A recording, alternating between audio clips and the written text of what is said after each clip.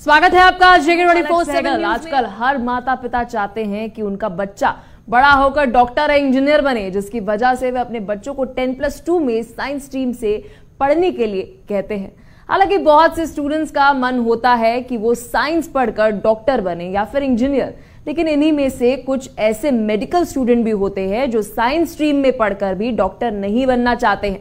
12वीं के बाद अगर आप भी मेडिकल फील्ड में करियर बनाने की सोच रहे हैं तो आज ये एपिसोड आपके लिए। आज के करियर गुरु सेक्शन में मेडिकल फील्ड से जुड़े हर एक सवाल का जवाब हम आपको देंगे। इस खास कार्यक्रम में तमाम गेस्ट भी जुड़ेंगे और साथ ही हम उन सभी स्टूडेंट्स को ऑनलाइन माध्यम से सवाल भी लेंगे जिनके मन में मेडिकल कोर्स को लेकर कंफ्यूजन बनी हुई है। तो चलिए शुरुआत करते हैं अपने इस खास कार्यक्रम के अंदर, जहां आप स्क्रीन के ऊपर नंबर फ्लैश हो रहे हैं। आप इन नंबर्स के ऊपर कॉल कर अपने सवाल जो है पूछ सकते हैं। मेडिकल फील्ड के लिए 10वीं कक्षा के बाद अगर आप ऑप्ट करना चाहते हैं, क्या कुछ ऑप्शन आप सभी के पास हैं, तो मेडिकल फील्ड के ऊपर आप सभी की टीवी स्क्रीन के ऊपर नंबर जो मौजूद हैं, इसके ऊपर आप सवाल पूछ सकते हैं। एक्सपर्ट्स मौजूद रहेंगे, आपके सवालों का जवाब मैं नहीं एक्सपर्ट्स देंगे।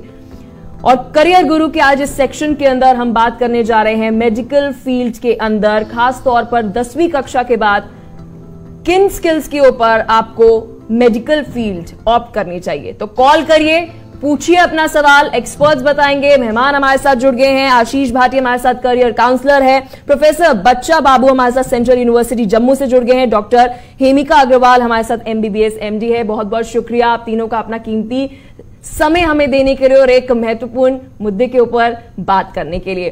तो सबसे पहला सवाल जो है मेरा रहेगा आशीष जी आपसे। आप करियर काउंसलर हैं, मेडिकल फील्ड की अगर हम बात करते हैं 10वीं कक्षा के बाद क्या स्कोप है?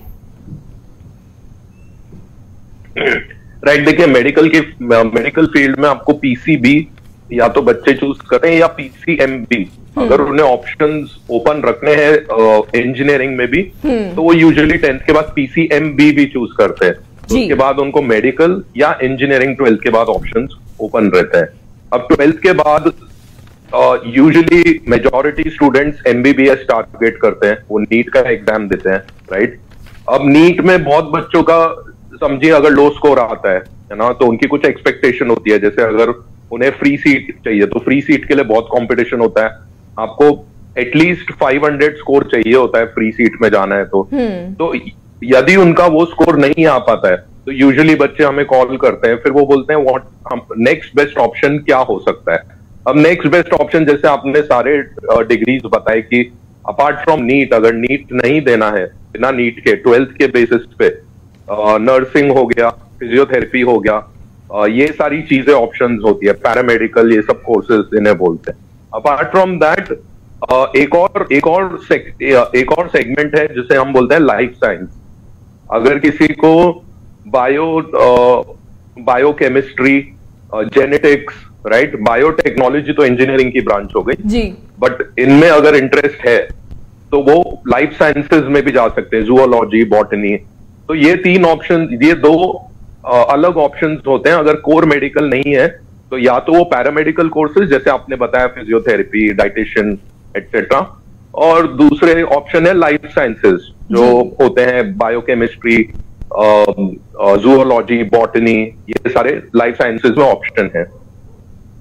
तो काफी सारे ऑप्शंस है और काफी कंफ्यूजिंग भी बच्चों के लिए हो जाता होगा, और आज इस सेक्शन के अंदर हम यही क्लैरिटी जो है इन तमाम बच्चों को देंगे। तो प्रोफेसर बच्चा बाबू हमारे साथ है सेंट्रल यूनिवर्सिटी से। सर, आपसे सवाल मेरा ये रहेगा कि क्या स्किल सेट जो है एक बच्चे के अंदर होने चाहिए जब वो 10वीं कक्षा के अंदर है, ताकि वो असेस कर सके कि आने वाले समय के अंदर उसे मेडिकल के अंदर जाना चाहिए? बहुत अच्छा सवाल आपका। एक तो पहली बात, आपने मेडिकल के जितनी भी एंट्रेंस से रिलेटेड जितनी भी जानकारियां हैं वो आपने चैनल के माध्यम से आपने ऑलरेडी दे रखा है। जिस सवाल का आपने जिक्र किया कि 10वीं के बाद बच्चे किस तरीके से जो है मेडिकल की तरफ जो है जाने की अपने रुझान को जाहिर करे, तो इसके लिए आशीष जी ने बड़ी अच्छी बात कही कि मेडिकल की अब एक विकल्प नहीं है।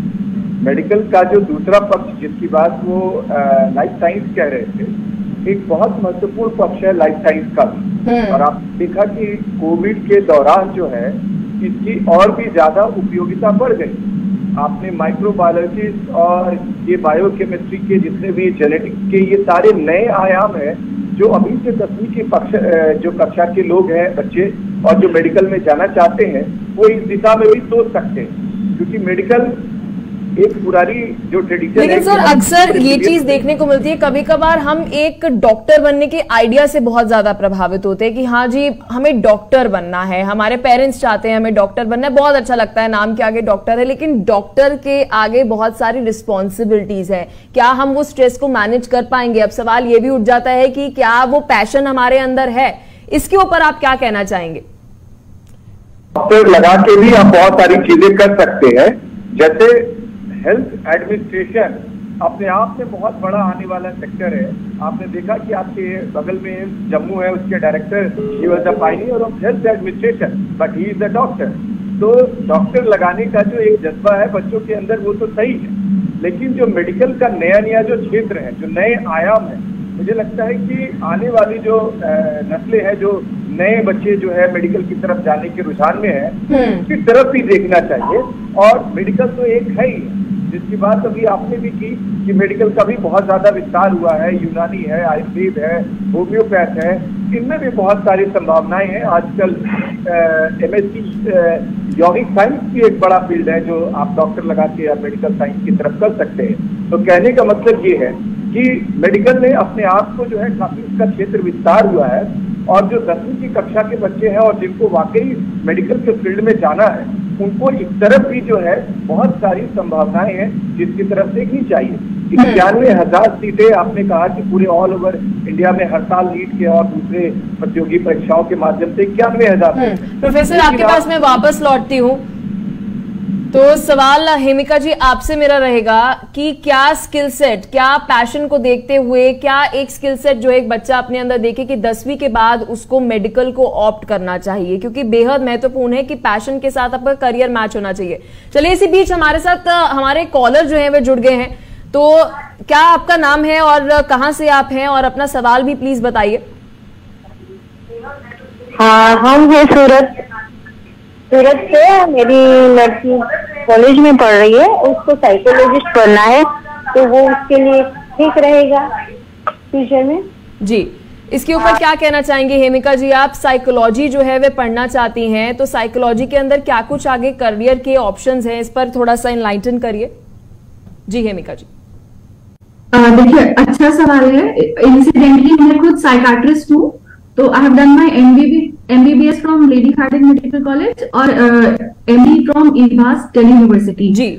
तो आई वर्क, हम लोग जो है साइकाट्रिस्ट साइकोलॉजिस्ट के साथ यूजुअली टीम में काम करते हैं और हमारा इंटरेक्शन काफी ज्यादा होता है।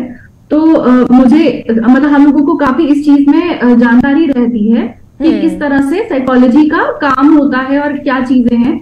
तो जैसे आपने पूछा कि क्या मेरी बच्ची के लिए साइकोलॉजी ठीक होगा, तो देखिए किसी भी करियर के लिए साइकोलॉजी तो एक अलग चीज है, किसी भी करियर के लिए कुछ बेसिक वो होते हैं, स्किल सेट होते हैं। जैसे कि मैडम पूछ रही थी, स्किल सेट की बात कर रही थी, तो कुछ स्किल्स जो आपको देखने हैं, कुछ पैरामीटर्स देखने हैं, उसके बाद ही हमें डिसीजन लेना है कि क्या ये ब्रांच अच्छी है नहीं है।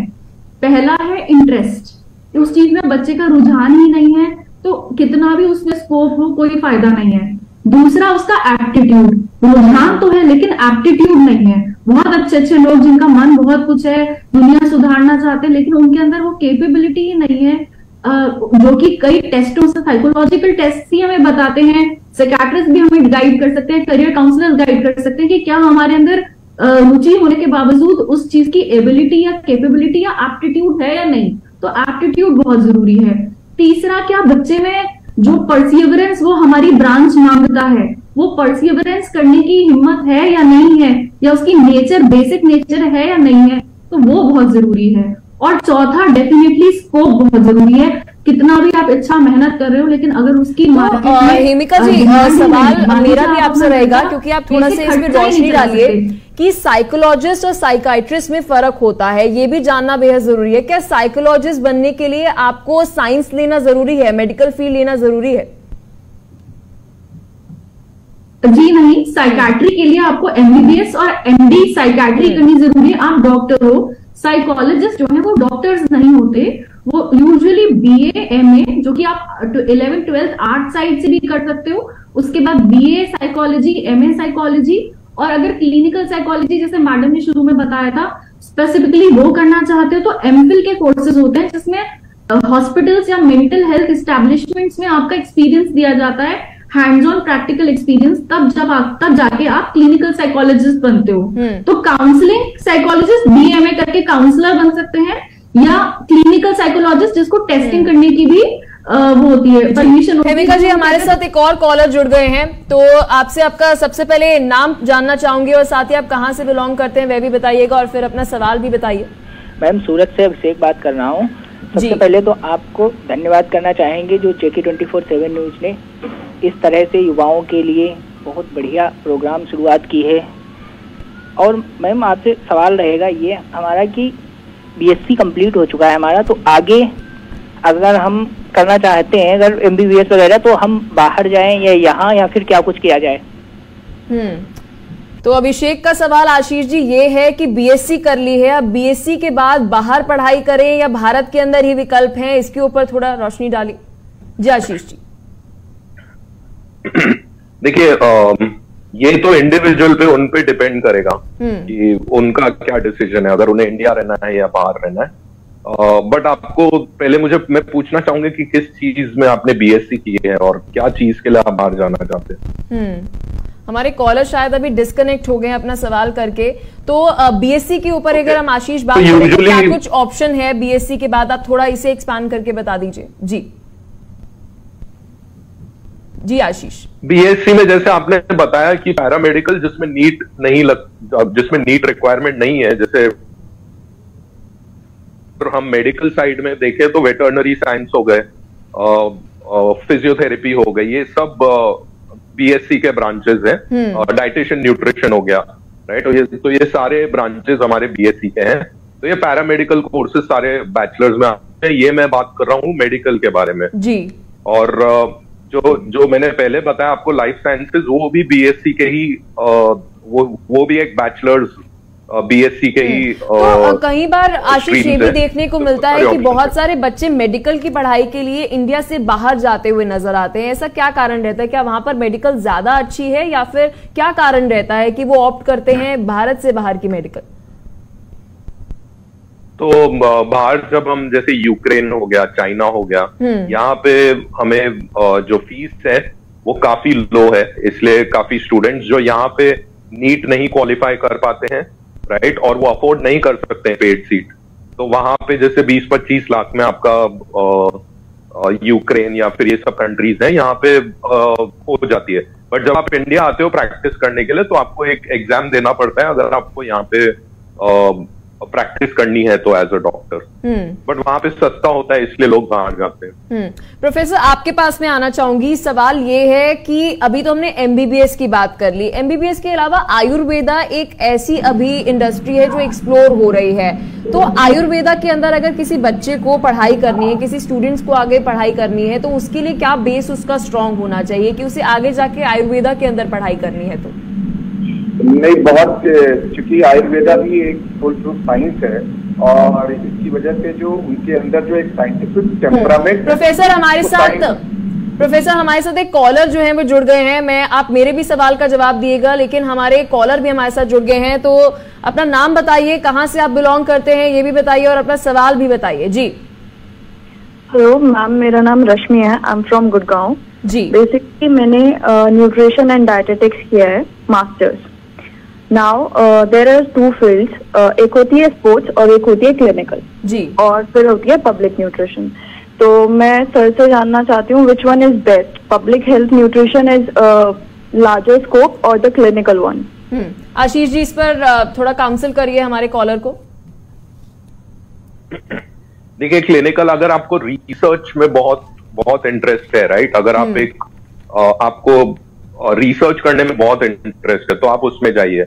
अगर आपको लोगों से इंटरैक्ट करने में बहुत इंटरेस्ट है, राइट, तो आप स्पोर्ट्स में जाइए जहां पे आप लोगों से इंटरैक्ट कर पाएंगे। तो डिपेंड करेगा कि आपकी पर्सनालिटी कैसी है, आपका इंटरेस्ट या रिसर्च में है या सोशल में, मतलब आपको लोगों से ज्यादा बात। जैसे जैसे पहले मैम पूछ रही थी कि क्या क्या स्किल्स रिक्वायर्ड है मेडिकल में जाने के लिए, मैं बताना चाहूंगा। जैसे मैं अभी पहले जो मेडिकल है, आपका सोशल लेवल बहुत हाई होना चाहिए, नॉट जस्ट रिसर्च बट आपका सोशल लेवल भी हाई होना चाहिए, क्योंकि एक डॉक्टर होता है उन्हें सोशल भी होना पड़ता है काफी उनके जॉब में। तो ये एक पैरामीटर रिक्वायरमेंट स्किल सेट है जो हम भी टेस्ट करते हैं और देखते हैं ये। और अगर आप में वो नहीं है, आप प्योरली एक रिसर्च या आप एक इंट्रोवर्ट, या जैसे आपने बताया आप क्लिनिकल में जाना चाहती है, राइट, आपको पता है कि आप ज्यादा सोशल नहीं हो, आप रैदर एक कॉर्नर पे डेस्क जॉब, आप अपना नंबर क्रंचिंग या ये सब जॉब्स आप करना चाहते हो, तो आप क्लिनिकल साइड में जा सकते हो या लाइफ साइंस इंस्टीट्यूट के ऊपर भी आशीष रोशनी डालिए कि क्या कुछ इंस्टीट्यूट्स हैं इसके लिए, और साथ ही इनकम की बात करें, क्योंकि in the end of the day हम पढ़ाई इसलिए कर रहे हैं कि हमारी एक बेटर इनकम हो, तो इसके ऊपर भी आप थोड़ी सी रोशनी डालिए।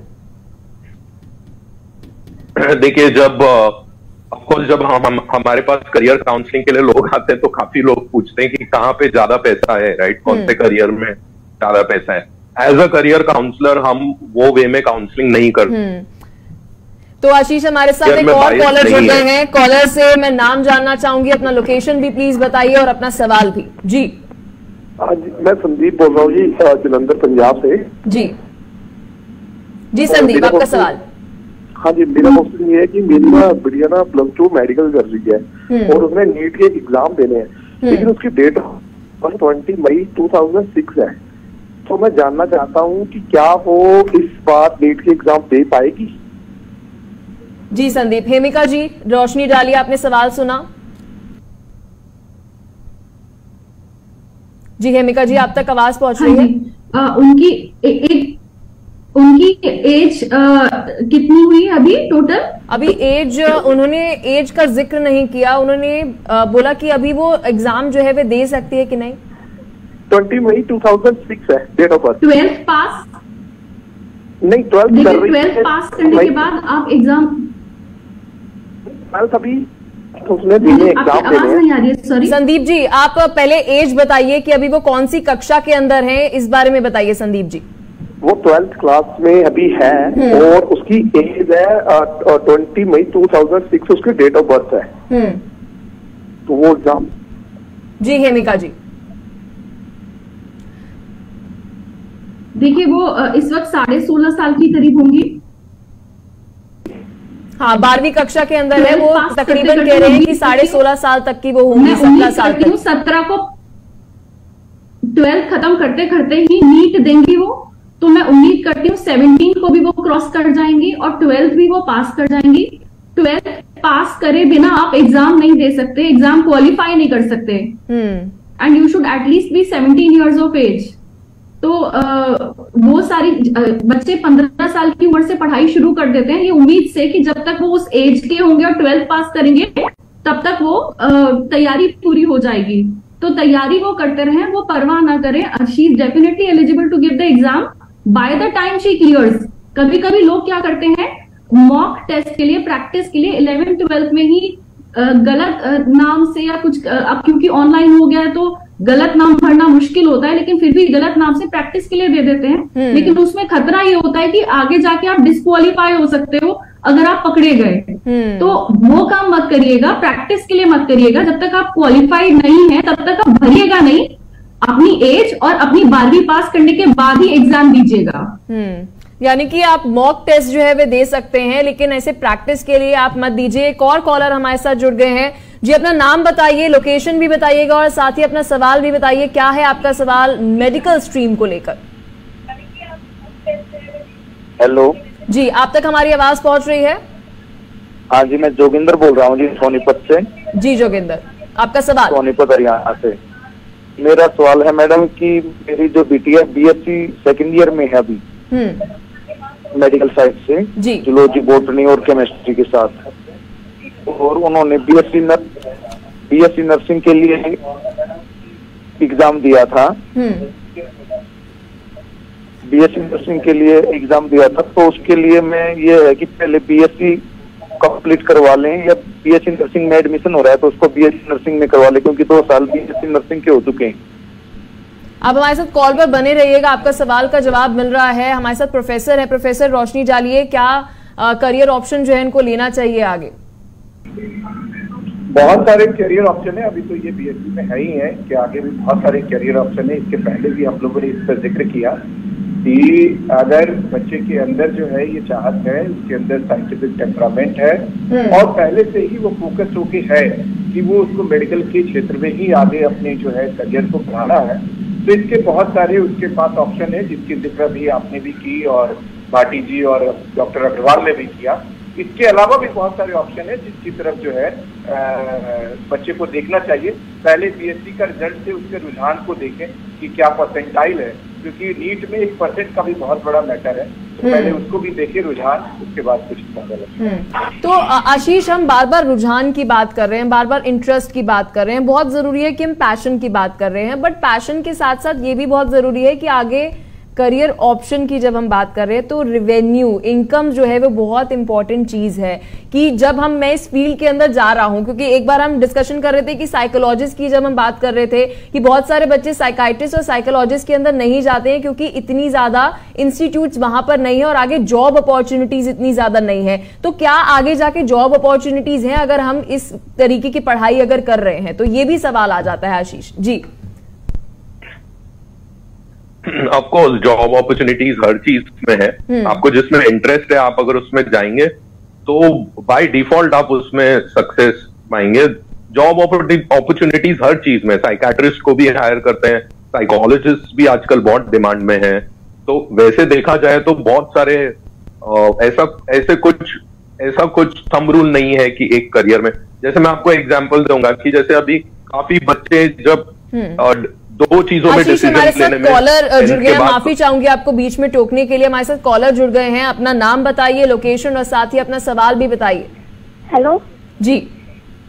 हेलो, मैं दीपिका बोल रही हूँ मैम। जी दीपिका, कहाँ से बिलोंग करती हैं आप? मैं मयोबिया फेज 3 से बिलोंग करती हूँ। जी, सवाल बताइए अपना दीपिका। सवाल है कि मुझे बीएससी नर्सिंग में जाना है, अभी फर्स्ट ईयर में मैं कर रही हूँ, तो मैं क्या कर सकती हूँ? आप अभी फर्स्ट ईयर में कौन सी पढ़ाई कर रही हैं दीपिका? नीट की। नीट की अभी प्रिपरेशन कर रही हैं आप? Yes ma'am. तो अभी आप आगे किस तरीके की काउंसलिंग चाहती हैं कि क्या आप सोच रही हैं आगे पढ़ने की? मैं सोच रही हूँ कि वो नीट में पास हो जाओ हाई मार्क्स से और सीनियर डॉक्टर में जाऊँ। तो हेमिका जी, क्या कुछ ऑप्शंस है दीपिका के पास? वो नीट के लिए प्रिपेयर कर रही हैं, तो नीट के अंदर मान लीजिए उनका क्लियर हो जाता है, हम आशा करते हैं, तो नीट के अंदर क्या कुछ ऑप्शंस है उनके पास, और अगर क्लियर नहीं होता तो और क्या कुछ ऑप्शंस है दीपिका के पास? जी हेमिका जी। देखिए, first of all the best for Deepika ji कि वो उनकी एफर्ट सक्सेसफुल रहे, उनका नीट क्लियर हो। लेकिन अगर हम प्रैक्टिकल पॉइंट ऑफ व्यू पर आए तो हमारे पास हमेशा एक बैकअप प्लान होना चाहिए। डेफिनेटली नीट का एग्जाम बहुत डिफिकल्ट है और हमें लगता है हमारे पास 91,000 सीट्स हैं, लेकिन जो फ्री सीट्स हैं वो बहुत ज्यादा नहीं है। बहुत सारी सीट्स में मेजॉरिटी सीट्स पेड सीट्स हैं, जिनकी जो डोनेशन है या जो फीस है वो बहुत ज्यादा है और हर एक कोई उसको अफोर्ड नहीं कर सकता। और उसमें भी जनरल जो बाकी सीट्स है उसमें भी कुछ जनरल है, कुछ रिजर्व है, तो डिपेंडिंग अपॉन योर कैटेगरी आपको वो उस हिसाब से प्रैक्टिकल होके सोचना चाहिए कि अगर मान लीजिए नहीं हुआ तो क्या होगा। आप अगर बीएससी कर रही हैं तो डेफिनेटली आप फिजिक्स, केमिस्ट्री, बायो के टच में होंगी, ये आपको मदद करेगा नीट क्लियर करने में। लेकिन नीट की पढ़ाई एकदम बीएससी से ओवरलैप नहीं करती है।